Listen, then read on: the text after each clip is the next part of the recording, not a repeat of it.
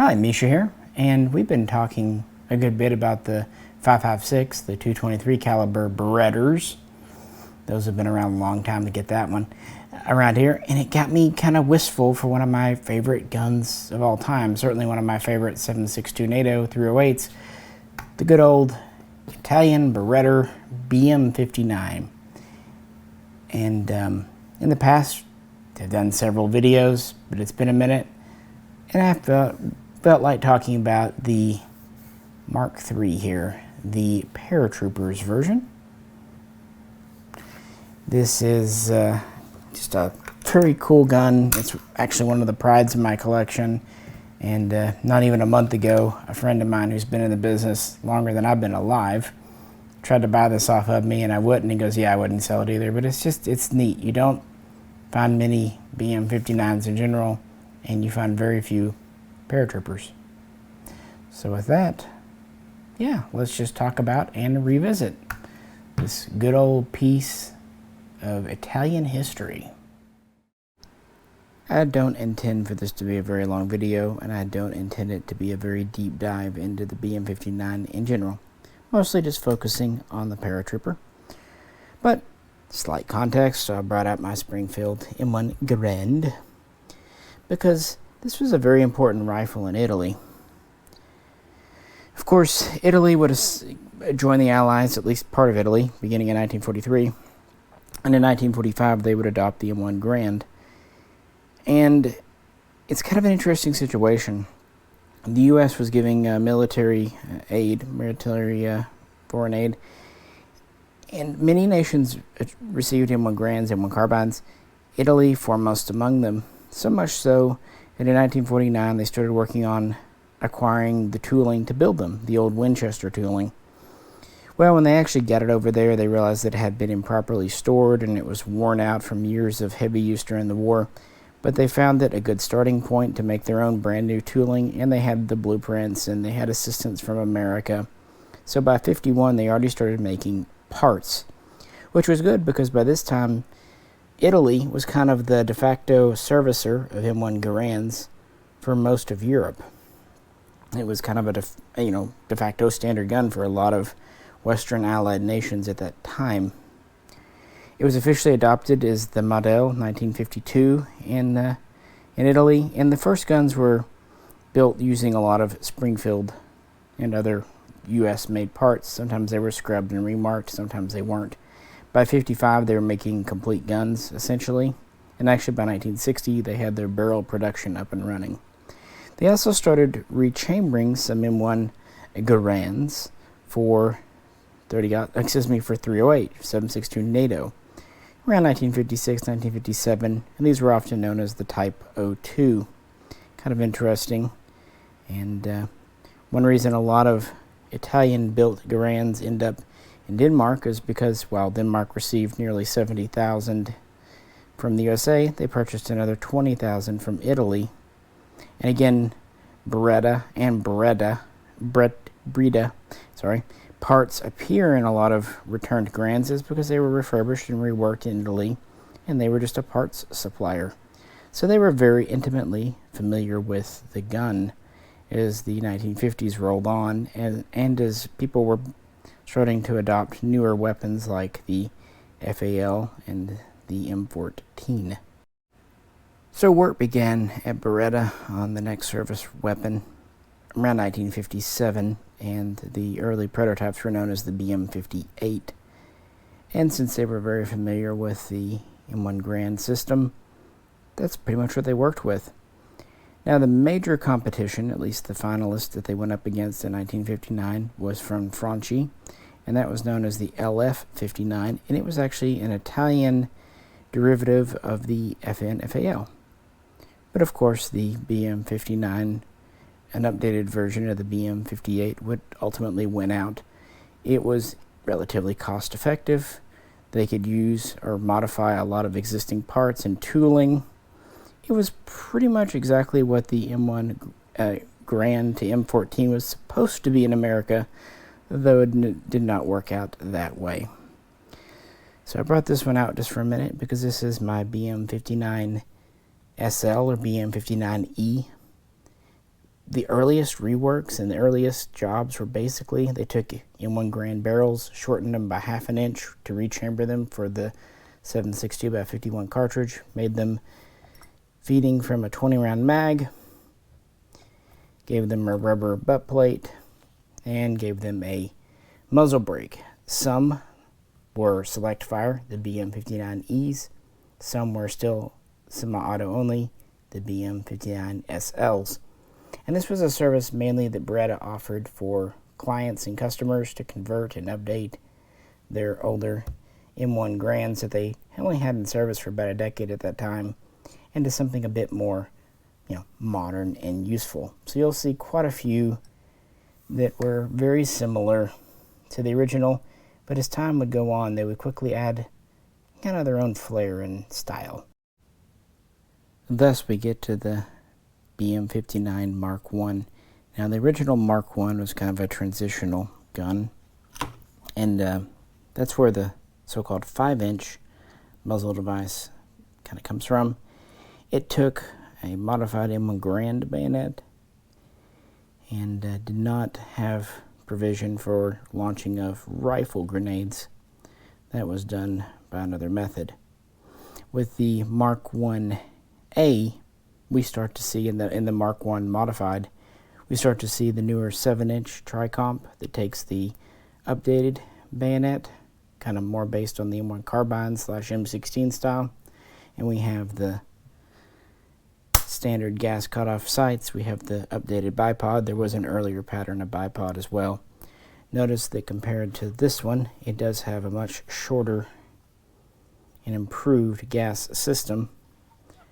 These holes in the side are where select fire would have been. Of course, these are both legal semi-autos. This from James River and this from Springfield back in the good old days. And rubber butt plates for recoil checking and grenade launching. This one has the flip-up butt plate, more commonly associated with the Mark IV, but would appear on the Mark II and Mark I as well. And this one has the more standard butt plate that you typically find on Mark Is. So yeah, Beretta sold lots of versions. And, they would quickly be updated throughout the Italian military. In fact, most of your Italian military BM59s were built on Springfield receivers. Not the new Springfield, but original Springfield Armory, World War II. It would not be until the 70s they would really run out and start going over to using Beretta receivers. Sometimes even then they would use Beretta M1 Grand receivers because it's not that big of a deal to rework an M1 Grand receiver into a BM59 receiver. Again, very smart and cost effective. And,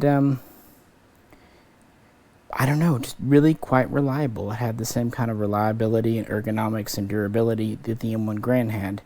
Now, that's not to say the M1 Grand was perfect, as we know, but it was a battle-tested and approved gun. So, the Mark I was standard. The Mark II, which was the full stock with a full pistol grip, you will see from time to time. But it was the Mark III here that was for special troops, the Alpine troops or the Paratroopers, and just others needing a more compactable, that's a word, right, weapon. So let's really talk about what makes a Paratrooper BM59 unique. Alright, me back in front of the table to kind of talk about what makes this a Paratrooper. Obviously, I have the bipod deployed just because it's convenient.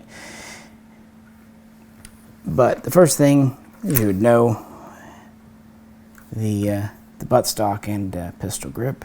Try to keep this on the mat so it doesn't slip. It's a really neat folding stock. Button back here. And then it has this pull down butt plate with this support. It's just kind of all friction fit. It even has a small rubber bumper on the back. Because in theory, they could launch rifle grenades. Yeah. Of course, it has the stripper clip on top, feed. It has the pistol grip made of polymer. There is a storage compartment in the bottom for a cleaning kit. I can hear one in there. So, Those are all features that the standard Alpine model had. What makes the Paratrooper a little more unique is the barrel and muzzle device. It's a QD system, standard front end with the ports and all that, grenade launching and bayonet lug. But when you pull it off, you've got a QD kind of early style 2-lug mount, and the barrel is a little bit shorter than on a standard model, about 18.5 inches. And that's so when the stock is folded up, it will fit in the standard jump bag that they used at the time. So that's the main difference, is the QD device and shorter barrel on the Paratrooper model vis-a-vis the Alpine. So I get it on here.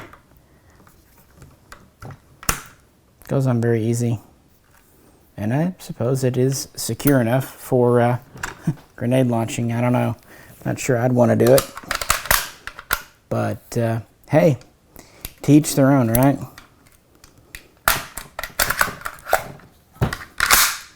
This one's always had a little bit of a sticky mag. Another feature that's kind of unique to the pistol grip models, they all have the fold down winter trigger, but it's actually a different angle, so it matches up with the trigger and the grip. A standard has a different bow and it sweeps back more. A little tiny detail that's often overlooked, but you know, Beretta was a pretty thoughtful company, and these magazines are extremely high quality steel. And here's one of my pouches. They kind of used whatever pouches they had. This is actually a converted Sten Mag Pouch that Italy used. Holds 2. They didn't issue a ton of mags with these, sometimes just 2, because again, they kind of expected soldiers to top them off with chargers or stripper clips. But yeah, I just wanted to show you manipulation of this hero gun. Back to the table for a little comparison. A little easier to see the barrel lengths here. This is the standard 19.3 inch barrel. Notice how it protrudes past the threads. And here is the removed MK.III Paratrooper barrel again, 18.4 give or take. And the 2-lug system screws on to the threads using the same nut for the gas system. Very similar disassembly to the M1 Grand, but using a metric nut instead. Here are those devices. Here's the kind of old school 5-inch flash hider compensator that takes a Grand type bayonet. Here's our standard 7-inch tri-comp, and again here's the QD version. Very quick way to ID these from the outside, aside from the larger ring back here, are the serrations in the middle for quick detaching it. The gas system and all that are of course the same length. Of course, having a pistol grip versus a semi grip is a little different. Like I said, our fold down winter trigger is a little bit different shape. Notice how it kicks back further than here. It's pretty obvious when you have them together, but again, something that's not always talked about. This of course has a storage compartment in the buttstock. This does not, although there still is a smaller compartment in the pistol grip here. So at least you have something.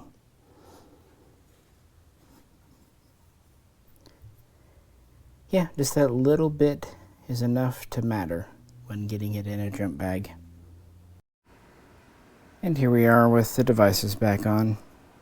A little ironic, the Paratrooper is slightly longer with the device on and the stock fully deployed, but of course when it's made in its compact form, you are saving a good number of inches. I don't know how many actual paras were made, not to mention the Alpine version. And, you know, the thing is, you could convert them quite easily, aside from the barrel length, but a lot of them had the drop-in stocks. In addition to the configuration, what makes this one kind of neat, it's an early Beretta import gun. Beretta was the first true importer. The owner also owned a gun shop called Gold Rush, and pre-68, pre-69, he brought over a few samples, and then he brought over a few more. These were known as BM59s, and were partially sported, although could be restored. It's a story. We don't even know how many came in. Numbers are as low as 120, as high as 1,500. Either way, they were on the market through the early and mid-70s. Didn't sell fantastic, and that would give way around 1979, 1980 to Bourbon bringing over the BM62, which is a very sporterized version, and about 2,000 of those came in. But that's about the time these Springfields showed up, and that kind of put pay to the very sporterized Berettas. Having pretty much bought all the parts that Italy had left, barrels, receivers, both complete and incomplete, stocks, Springfield pretty much made every version. The base model, called the Mark I or the Mark 1A, sold for about $780. That doesn't sound like much, but in today's money, roughly $2,000 for the base model. They had Alpine and Paratrooper models like this one, and those sold for about $950, give or take, which was over $2,700, closer to $3,000 in today's money. So even the Springfields were not inexpensive guns.